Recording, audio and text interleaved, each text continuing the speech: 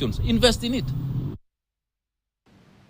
Now let's wrap up Business Prime with the Kenya Revenue Authority, which has enhanced tax filing by introducing a WhatsApp-enabled process. The process works by prompting a chat with KRA through its WhatsApp contacts, where a taxpayer would select the services.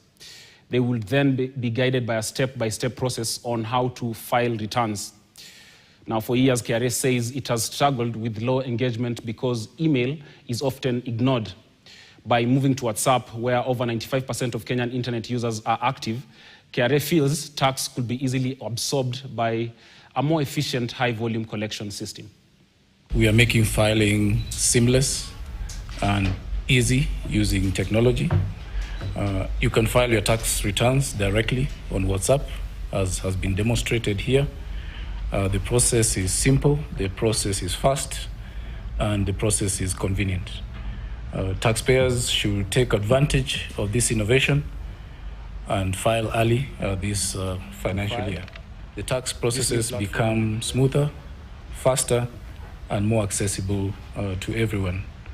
Filing early not only demonstrates compliance, but also encourages others to adopt simple and efficient ways of meeting their obligations. Well, taxing on WhatsApp or filing on WhatsApp is WhatsApp, but that story right there does it for Business Prime. My name is Kelly Boss. Ian Keitani continues with KTN Prime.